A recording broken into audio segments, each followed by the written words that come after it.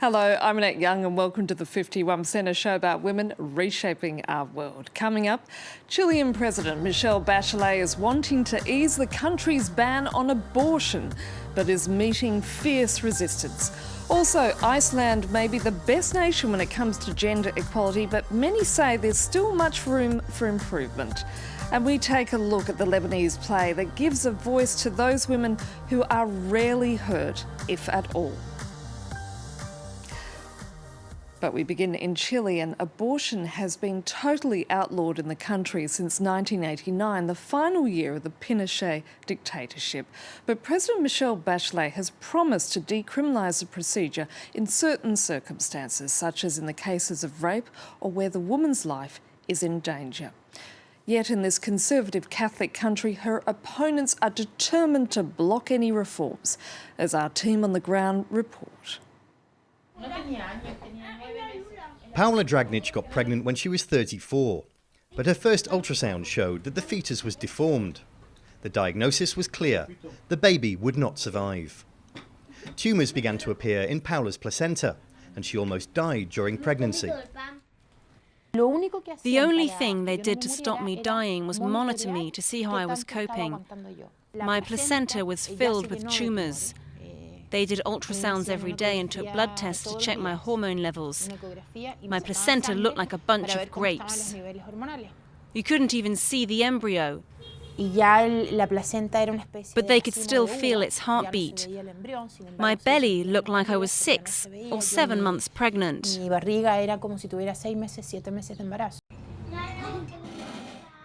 It was only when Paula's life was in danger that doctors agreed to admit her to hospital to arrange an abortion. It's all lies and manipulation. They pushed a pill up inside me without even telling me. I kept calm for 4.5 months, but then I realized they wanted me to give birth so they could pass it off as a miscarriage. That's when I screamed, because it was an operation. I called the nurse and said, "You, anesthetize me. General anesthetic, now. Or I'll call the police."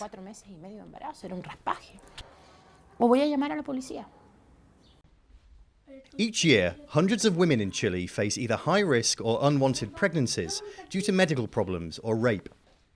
At the age of 40, Paula Valenzuela wanted another child. But she had a complicated pregnancy, and the fetus didn't develop properly. And yet, she couldn't abort.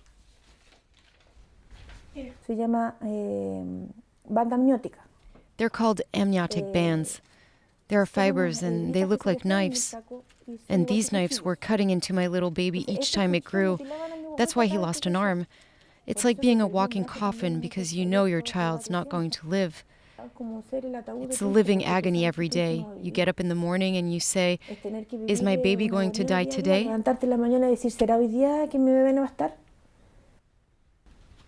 Early termination is outlawed in all circumstances in Chile, but tens of thousands of women still abort each year by using misoprostol, a drug you can buy on the black market. In some posh areas, women pay a lot of money to abort in private clinics. It's an open secret, but still, when the former health minister pointed it out, it caused uproar and she was forced to resign. I won't deny what I said, because I said it, and I said what I thought. But it's a general observation. I'm not accusing any particular clinic. Decriminalise abortion. That was the campaign promise of Socialist President Bachelet, who sent her bill to Congress in January 2015. Under the gaze of pro- and anti-abortion campaigners, the lower house voted last March to allow abortion in 3 cases. After a rape, when the woman's life is in danger, or when the fetus is severely deformed. But now the draft bill is stuck in the Senate. It lacks the unconditional support of the Christian Democrats, even though the party is in the president's coalition. This Catholic party doesn't want to allow abortion in cases of rape, as proposed by the current bill. They want further debate. Pro-abortion groups accuse the Christian Democrats of trying to gain time by prolonging the talks.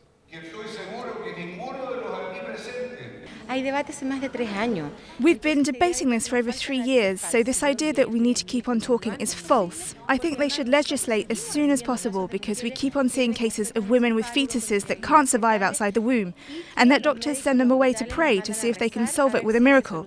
So I think they need to act quickly. I think the government needs to consider the bill as urgent in the Senate. Meanwhile, the anti-abortionists are mobilising. They are supported by the Catholic Church and by many doctors. This protest outside the presidential palace was organised by this gynaecologist. Behind his civilised discourse, there lies a fierce opposition to all forms of abortion, even in cases of fetal deformation. Abortion can never be a medical practice because there is no medical practice that involves killing. Looking after the sick is humane, medical and healthy. We know that at some point a sick fetus will die, but we're all going to die. And when someone you care for is going to die, you don't kill them, you look after them until the end. This doctor says nothing will change if the law is approved. He still won't carry out abortions. Life is above the law, and if we believe that there is human life, as doctors we're taught to respect it, to care, to protect, to heal, to restore life, not to kill. And therefore I have every right to follow my conscience and refuse to carry out an abortion. With the draft law stuck in the Senate, with society divided and the ruling coalition fragmented, how will the government get this law approved? Meanwhile, the protests are mounting. In 2013, 166 women in Chile were charged with abortion. 22 of them were found guilty. Now, Iceland is often held up as a shining example when it comes to equality. For 7 years in a row, the nation has been #1 when it comes to gender equality, this according to the World Economic Forum. But all is not perfect in paradise, as Alexander Orcott reports. With a mostly female workforce, this nursery is closing early. Icelandic women are paid around 15% less than men on average, and so female employees across the country stopped working early to reflect this. You support them? Yes, I do, because of her. She should get better salary in the future, the same as men. The striking women leave work to join together in protest. The first such walkout in Iceland took place in October 1975 and quickly led to better political representation. 5 years later, Iceland elected Vigdís Finnbogadóttir as its first female president. In 1980, she was the first democratically elected female head of state in the world. While things have improved since this time, these women say there's still inequality in the workplace. I'm here today because it's about time that women get paid equally. One way to get there is to show solidarity. Iceland consistently ranks top of the World Economic Forum's gender gap report. Almost half of board members on publicly traded companies are women, 65% of Iceland's university students and 41% of MPs are female. Earlier in October, one Conservative MP thought nothing of breastfeeding as she put forward her immigration bill in Parliament. But the gender pay gap continues to be a source of frustration.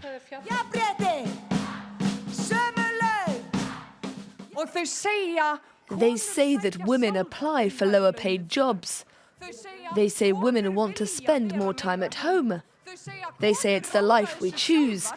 No woman chooses to get paid less than a man.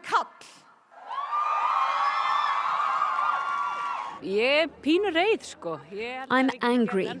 I think we can do a lot better than today. We have a long way to go, although a lot has been accomplished recently. For Icelandic women, being the most equal nation in an unequal world is no consolation, and things still need to improve. And finally, it's a play that's created much buzz in Lebanon. Cage confronts criticism of women in Lebanese society simply by giving a voice to those often left without. Josh Vardy has more on what's been seen as a rather risque piece of theatre. A safe setting away from the judgments of men. The cage brings 5 different women together at the gynecologist's office to vent their frustrations as to how they're perceived in Lebanese society. Lama is menopausal. Zina wears a niqab. Abia has weight issues. Jara is a lesbian. And Aiba works as a prostitute. All issues confronted by the play, which portrays them as taboo.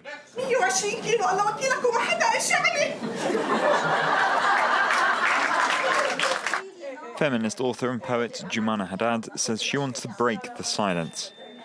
The aim of the play is to say out loud everything we are afraid to say in normal life, all those things that people forbid us to say.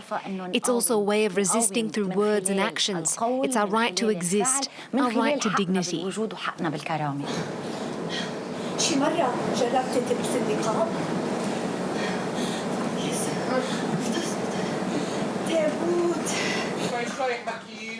The cage of the play's title refers to a metaphorical cage imprisoning Arabic women and keeping their true desires hidden. The role of homosexuality in society is openly discussed. The love between two women is very tender and very real. I'm also talking about how society can sometimes be so cruel and unjust about love. It's without doubt one of the bravest plays put on in Beirut for some time. The cage's depiction of women confronting their difficulties without fear proved to be popular, and its run was extended. And that's it for now. And if you'd like to comment on what you've just seen, you can head to our Facebook page. That's France24 _51%, or do send us a tweet at _51%. Thanks for your feedback so far, and please keep those comments coming in. So until our next show, bye for now.